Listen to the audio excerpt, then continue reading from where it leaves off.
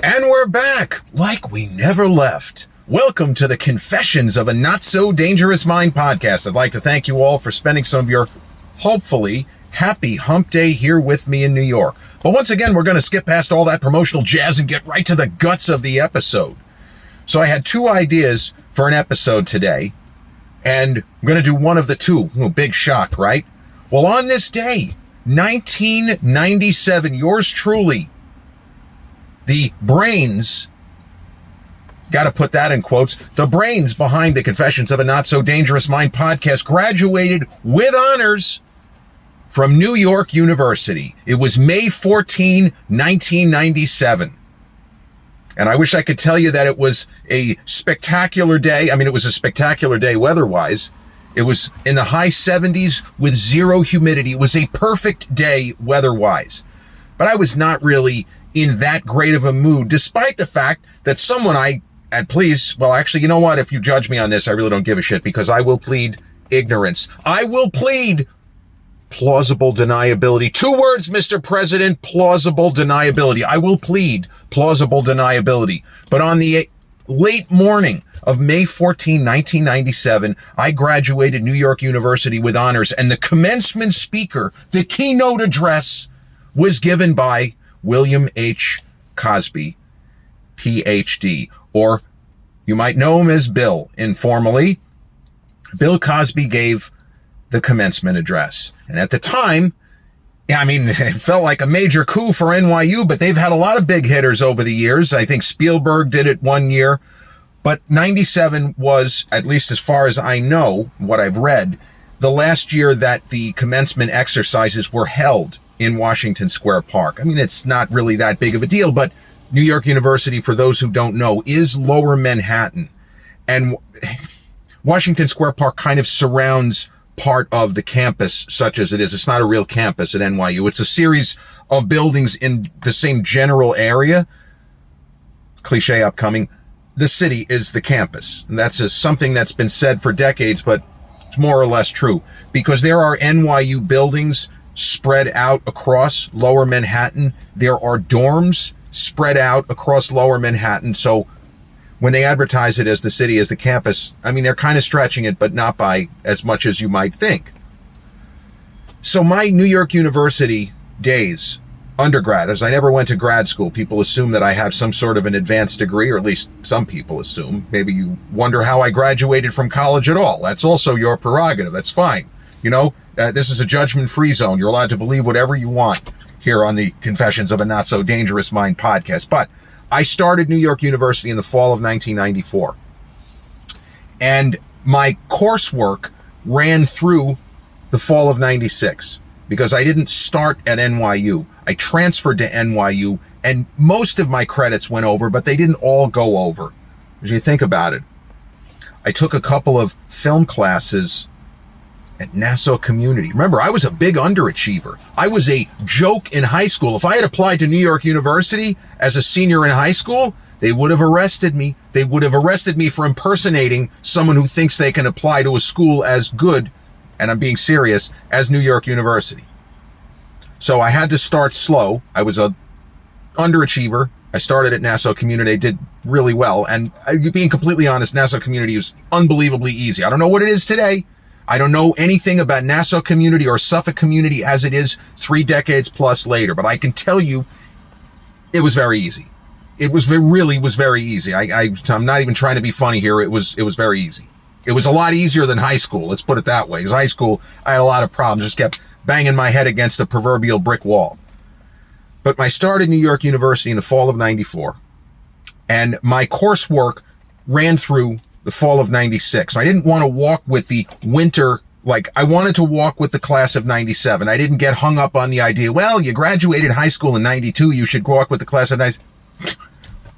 Literally what fucking ever. Remember, I'm a Gen Xer. I have that attitude. I wanted to do it the right way, but I wasn't worried about, people will think, what did he do? Did he drop out of school for a year? Get fucked. Give me a break. And nobody ever said anything like that, because I really don't think people are into the math so much where they're like, well, he graduated this year, he should have graduated. Unfortunately, that's something that the son of an accountant such as myself might calculate, but the average person, they don't really care. but I did well. And as a Gen Xer, I'm supposed to be cynical and sarcastic and supposed to say all sorts of defamatory things about my college experience. No, I really had a great time. I had a great time within normal parameters. When I say that I had a great time, I had a great time as far as the learning, the academic setting, the fact that the professors were all really good. They were very serious people, and they were very active. They were engaged with the students, and there was always somebody that we could talk to if there was a bit of information. Let's say we were preparing a research paper, a thesis, a term paper, that sometimes could be one and the same. They're not always, oh, well, this is this is that. Sometimes they would call it a term paper. Other times they would just say, you're going to do self-directed research. It's going to be 90% of your grade, whatever the case might be. But there were always teaching assistants to talk to if you needed help. And in the everyone has a cell phone, pre-internet, mostly until the very end, pre-social media stone ages, where I was doing research in the bowels of the Bobst Memorial Library. And I am not exaggerating. I was in the basement, because that is where the microfilm and microfiche existed. Now, they had the New York Times going back to the late 19th century. That was pretty cool. Nowadays, I hate to say it, I always come across like the old head, because I kind of am. If you're under 35, maybe if you're under 40, you've never actually unspooled microfilm or microfiche. In the immortal words of Marlon Brando, the horror. The horror. But I did all that, and the professors and teaching assistants were all terrific, and I was not the same clown that I had been in high school. I was focused because the material was interesting. I was engaged by the material. I was excited to learn. What a concept.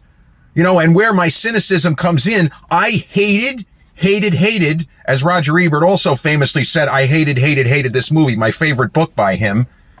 I hated every miserable day of school from the first day of nursery school in September of 1977 or 78.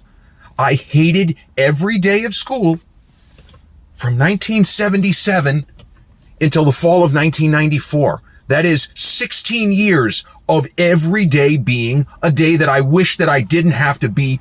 Whatever school, whatever grade, whoever the teacher was, hated it all. It was all horrendous.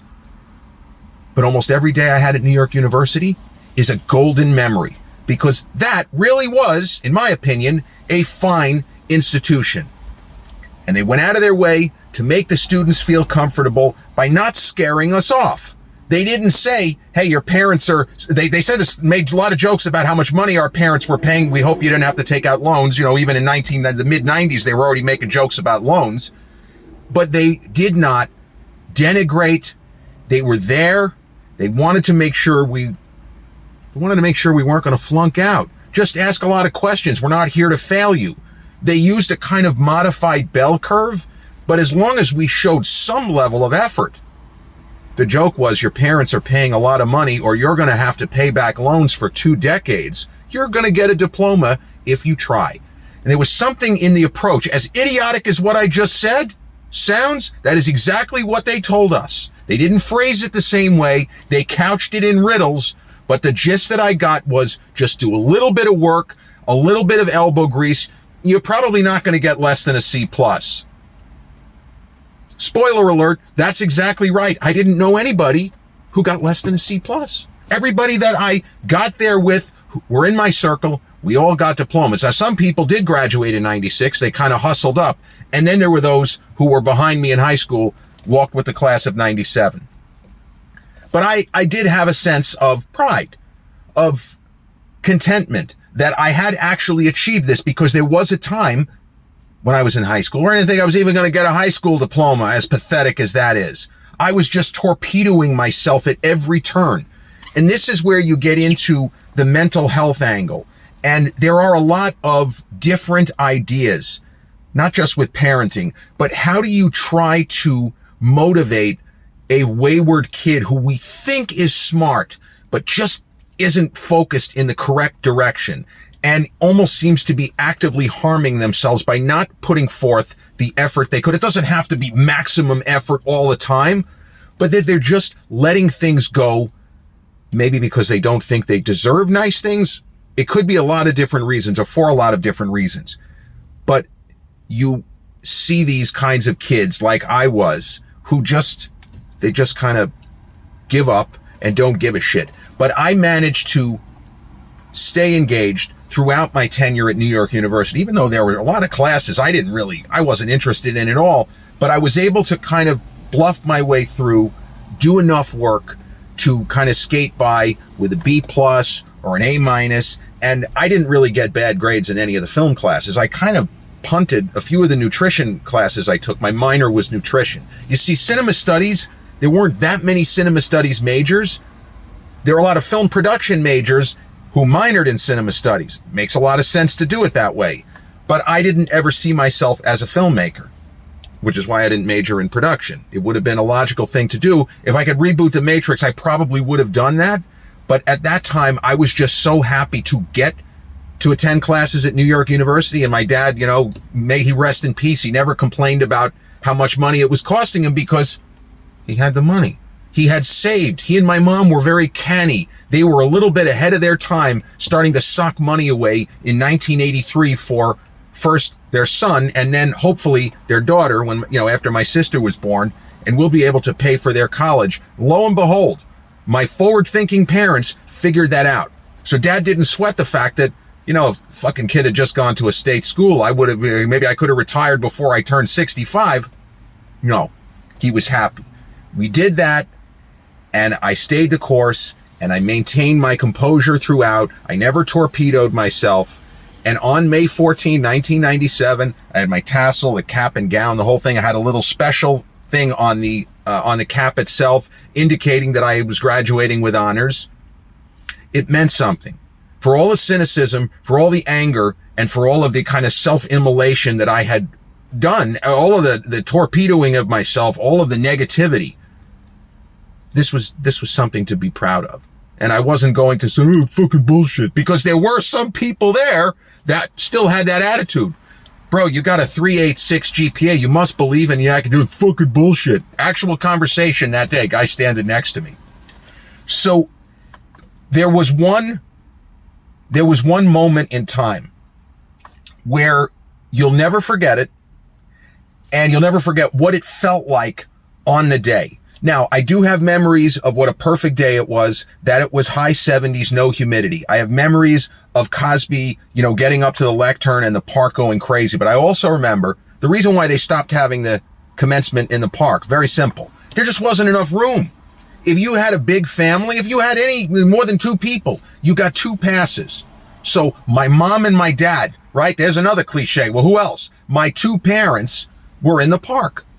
My aunt and my sister, they make jokes at the presidential debates. The people who can't make the main debate, they go to the kiddie table. They had the NYU version of the kiddie table. It was like some kind of resource room on campus, not far from the Loeb Student Center. And that's where my aunt and sister went.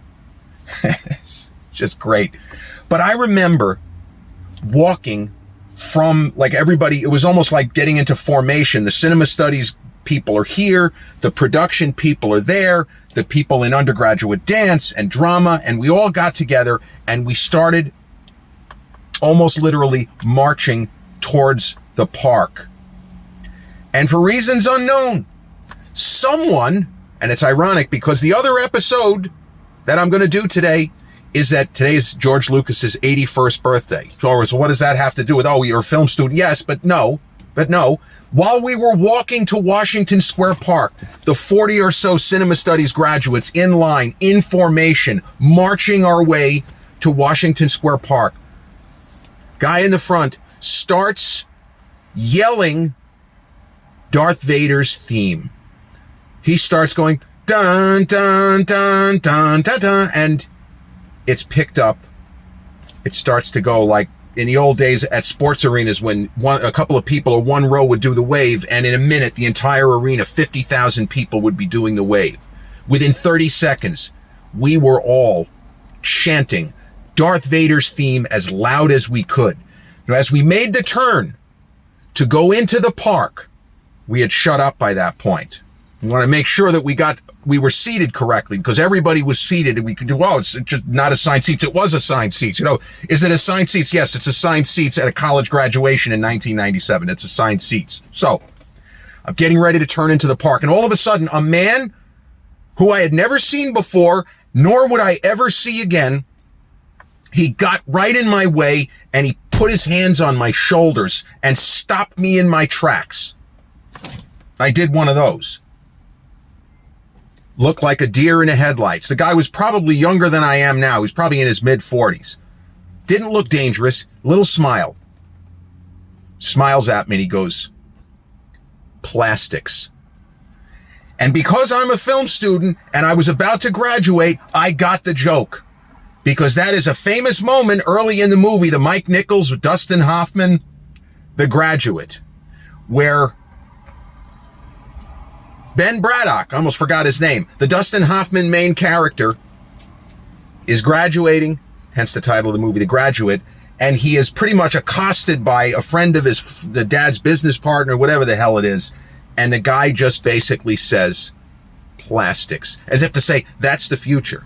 Well, I don't know. Were plastics really the future in 1967? They sure as hell weren't the future in 1996, 97. But that guy knew his audience. Maybe he only accidentally knew his audience. Did he really? Was he aware, oh, these are the film students. I'll go over here. They'll get the joke. I don't know. But I will never forget that. Plastics.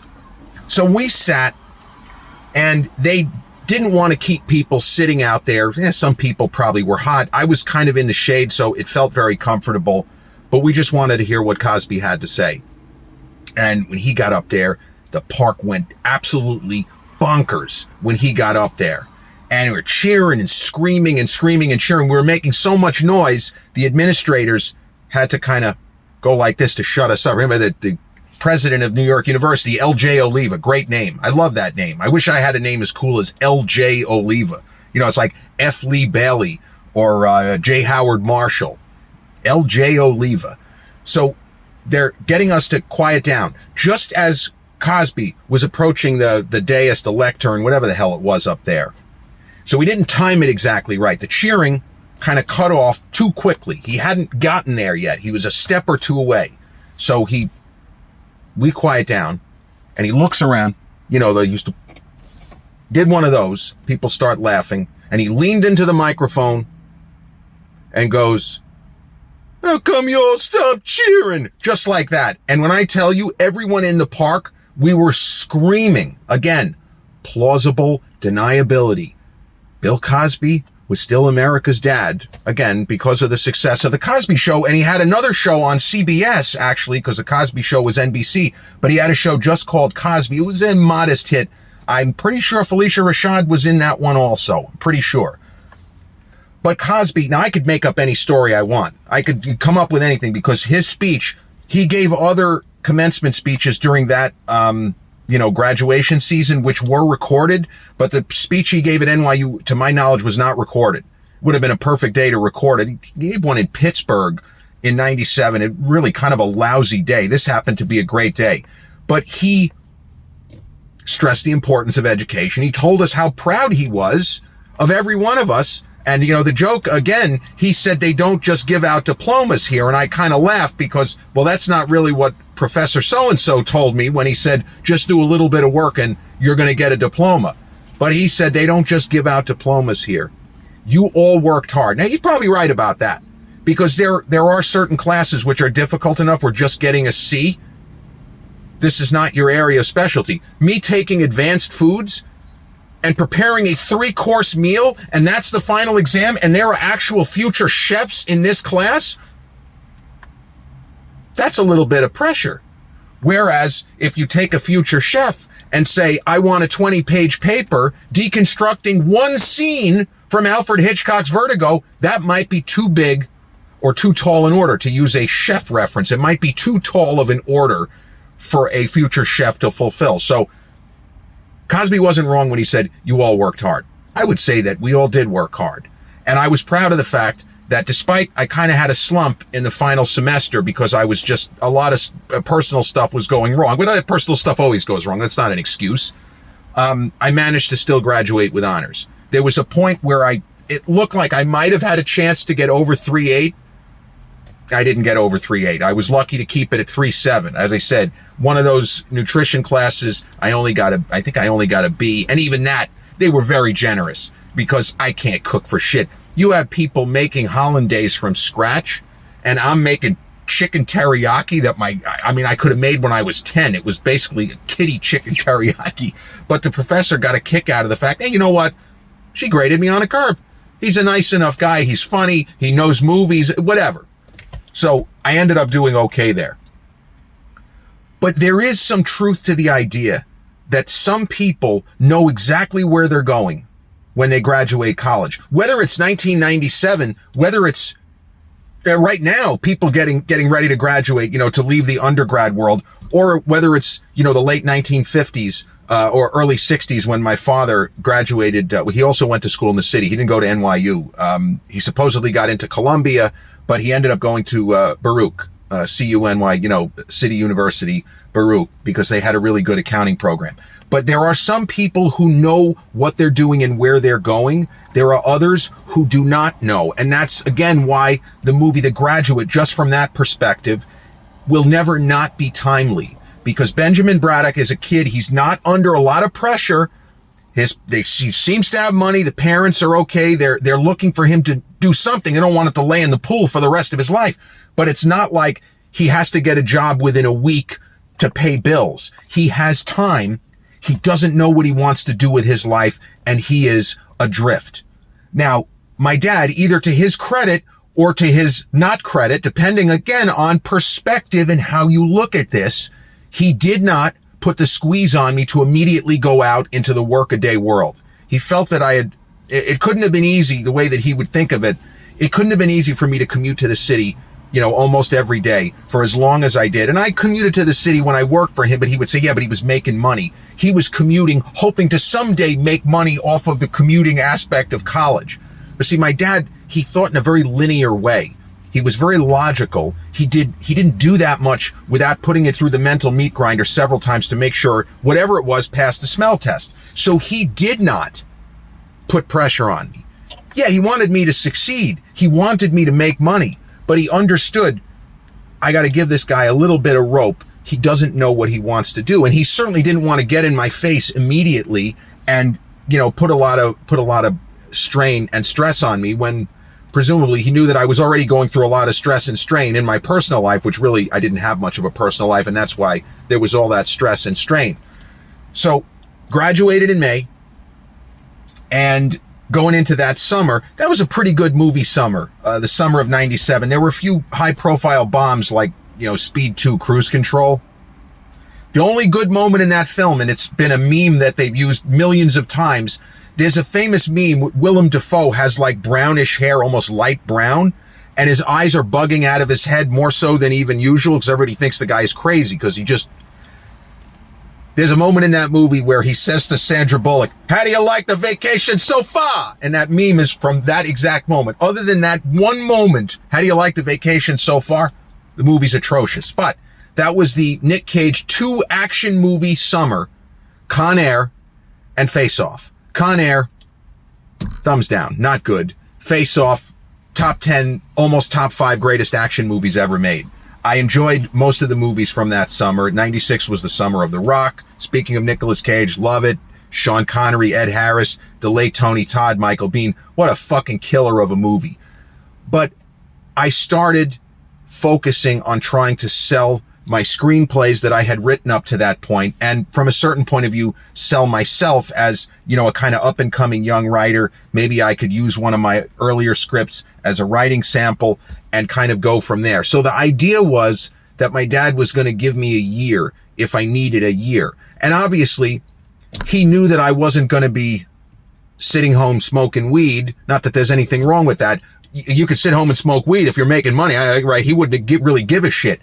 But he wanted me to at least have the appearance of being productive. And I kept writing.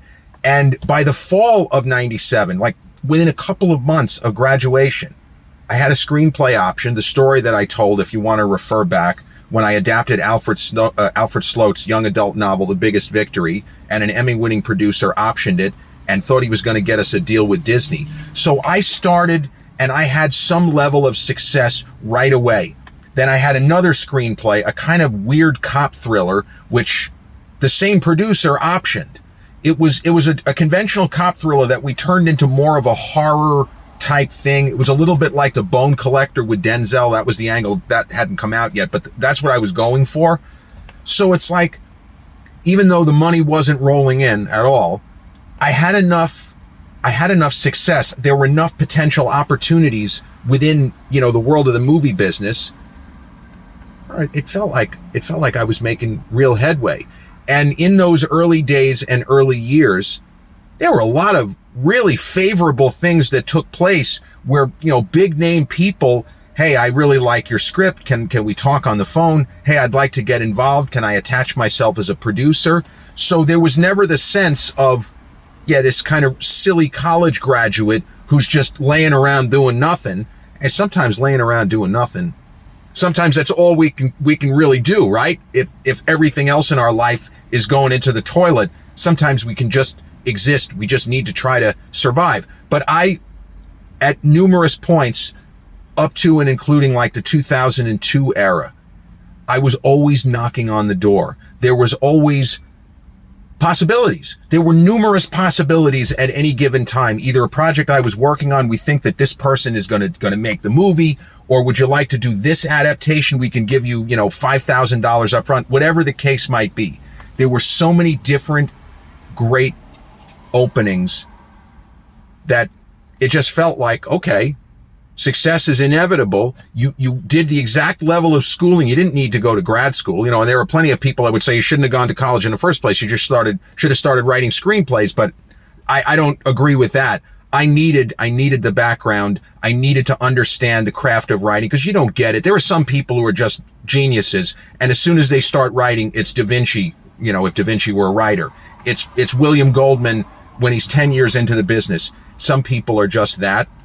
I was always more of what you would call, in the words of Rocky Balboa, I was always more of a ham and egger. Somebody who has a little bit of talent, but had to actually really work hard to get anything out there. And I never got writer's block, but there are some people, like Stallone himself. He knocked out 120 some page Rocky screenplay in 5 days.